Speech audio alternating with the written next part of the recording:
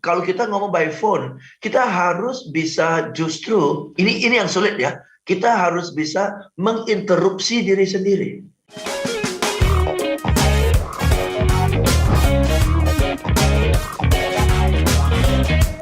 Semua listener dan juga sahabat yang bergabung, kami mengajak Anda pagi ini nih membahas topik yang seru banget, things you must do when selling through telephone, video calls and virtual meeting.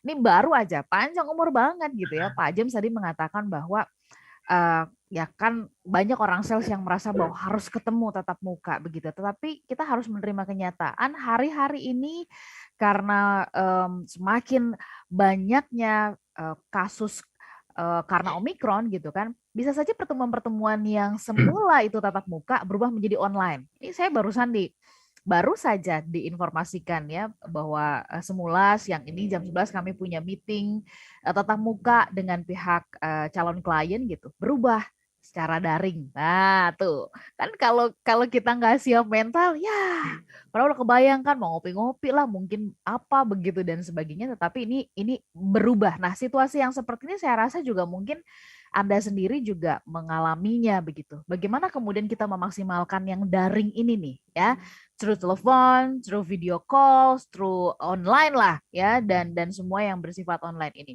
Pak James tadi Bapak mengatakan kita akhirnya artinya tahu ya gambaran besarnya. Kenapa nggak berhasil? Karena kurang persiapan. Kalau begitu mari kita mulai satu persatu gitu ya, kupas apa yang perlu dipersiapkan. Silahkan Pak James.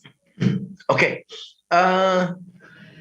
Tujuan dari conference, ya kita ingat bahwa kalau by phone, by video call, dan by digital meeting ya, harus lebih terstruktur olah. Percakapannya, conversationnya harus lebih terstruktur. Ya, jadi persiapan itu adalah dalam hal apa yang saya mau sampaikan, apa yang saya mau tanyakan dan sebagainya, ya.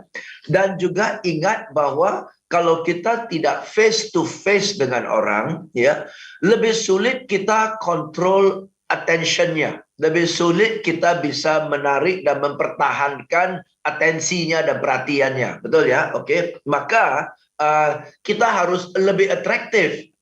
Atraktifnya dari segi kalau by phone, dari segi intonasi suara, ya, intonasi suara yang lebih mengattract dia, karena kalau by phone, intonasi suara kita lah yang mewakili wajah kita, betul?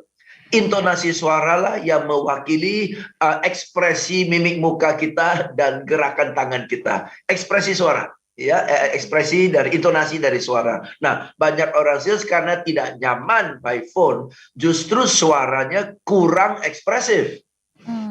Nah, karena kurang ekspresif, terkesan cenderung flat atau monoton. Nah, kalau sudah flat dan monoton, lebih sulit mempertahankan minatnya lawan bicara kita, betul? Ya, satu. Dan kedua, yang lebih fatal lagi, kalau kita by phone terlalu banyak bicara, itu terjadi monolog.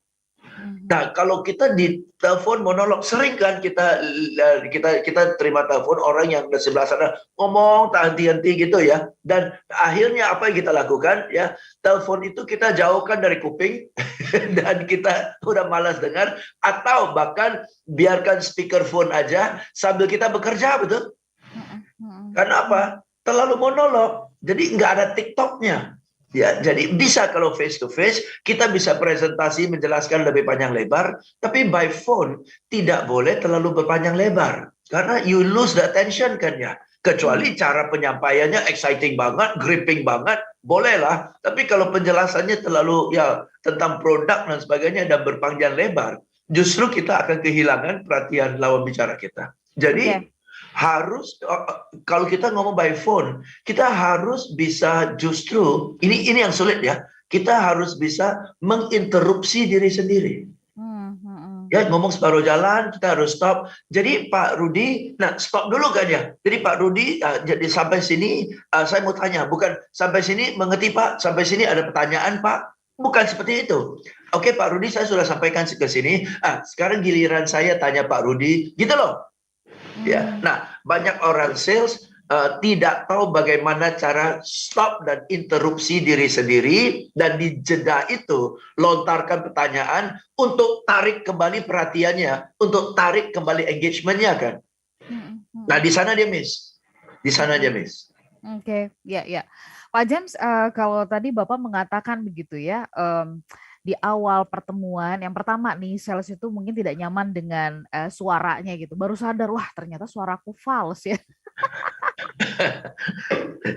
Dan rata-rata banyak orang kalau dengar rekaman suara sendiri cenderung nggak suka.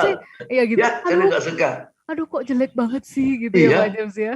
Iya. Kok I sound so weird gitu ya.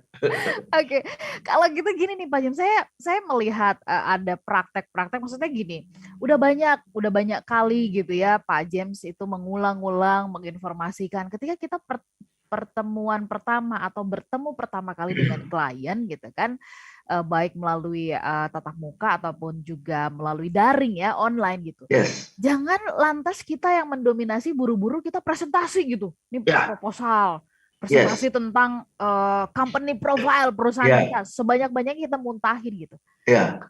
Tapi kemudian setelah saya bertanya kepada sales, kenapa maksudnya kamu melakukan itu?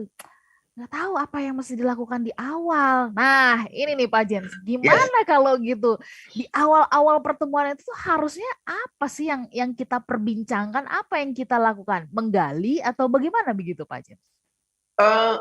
Yes, kalau kita hadir dan ada beberapa hal, ya satu memperkenalkan singkat aja, dan kasih tahu mereka benefit dari sesi itu. Apa yang akan kita lakukan dalam sesi pertemuan itu? Ya, misalnya saya datang ke Ibu Ola, ya, Bola, thank you very much Ibu Ola, you know our company already, ya. Ada beberapa hal Ibu Ola, ya. Satu adalah I could share with you siapa perusahaan kami dan track record kami, ya. Atau kedua, ya, saya bisa ceritakan produk kami.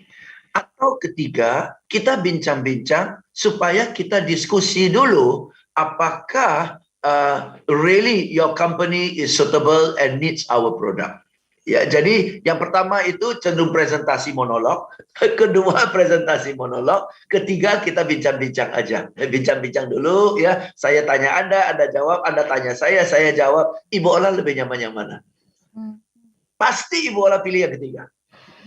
Betul kan? Pasti Ibu Ola pilih yang ketiga. Yuk kita ngobrol-ngobrol aja deh, gitu kan? Ya, oke Bu, kalau kita ngobrol atau ya Ibu Ola, thank you atas waktunya. I'm so happy to see you Ibu Ola. Di perusahaan kami barusan bantu satu klien yang mirip-mirip dengan perusahaan Ibu, ya jenis usahanya sama, prosesnya sama, scale of the business mirip-mirip, dan mereka baru lapor bahwa dengan menggunakan jasa kami, sales meningkat 20% dalam first 3 weeks of the month, Bu. Saya very happy. Maka dari itu, we want to share with you what we did with the other company. Will you be interested?